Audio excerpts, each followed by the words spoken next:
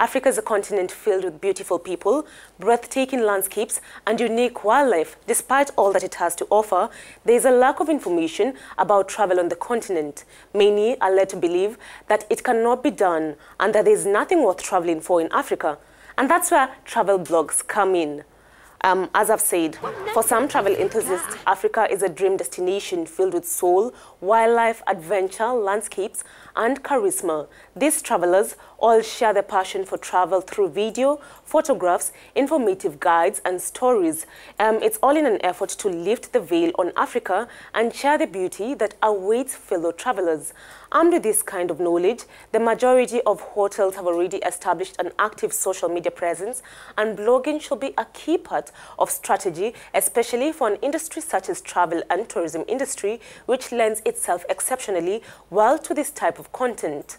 For some travel lovers, journeying across Africa has become their unofficial career, and they have documented their incredible travels on a variety of interesting and thrilling travel blogs. Some bloggers use their special skills for telling a great story to showcase a great continent. Others tap into a more specialized skill, like their experiences working with animals or local communities, to add texture and context to their blog. We spoke to Kachin Zama, the solo wanderer from South Africa who has traveled to so many countries across the African continent.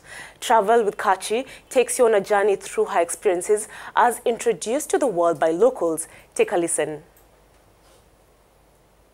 Our biggest challenge as Africans is that we don't know anything about each other.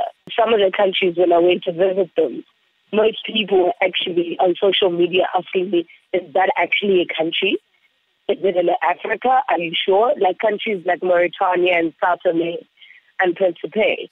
So we don't know much about each other, and in lack of information about each other, we tend to become intolerant of each other.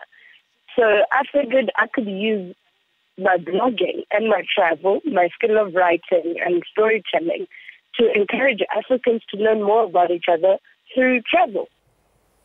Having traveled to more than 30 countries in the past 4 years, Nzama was hoping to travel to at least 50 countries this year. Last year alone, she traveled to 21 countries. However, the travel enthusiast has encountered several challenges. Take a listen. The main challenges of traveling Africa for Africans is definitely visas. I spent more money on visas than on transport.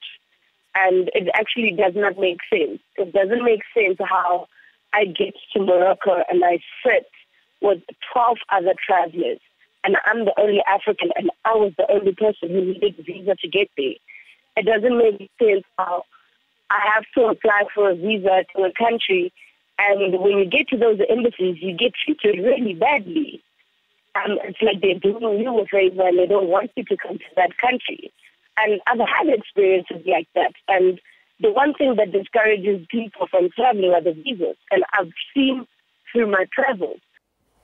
Indeed, what Nzama has said is true. In previous travel segments, we have highlighted how cumbersome it is for Africans to travel across their own continent. Take a listen to her parting shot. I would love to see more Africans travel Africa. And my biggest challenge in what I do has been support. I've only had one private company that's ever supported what I do. So the tourism board, just the continent, there is no support. And I feel like there's so much more that we could do in telling African stories to Africans. But because of that lack of support, it becomes really, really difficult because then I also struggle with finances in terms of actually achieving what I would like to achieve. I would like to see in Africa where it's easier for us to get from point A to point B. We need to start telling our own stories. The benefits of easing travel among Africans in Africa are far-reaching, promoting revenues in the tourism sector, creating jobs, stimulating economic growth, and enhancing further regional integration. There's a great deal of evidence that migration boosts the economies of receiving countries. Free movement in Africa can be expected to enhance business and investment, as the EU example has shown. That's a wrap from me on this week's travel segment. Till next time, enjoy the rest of your viewing.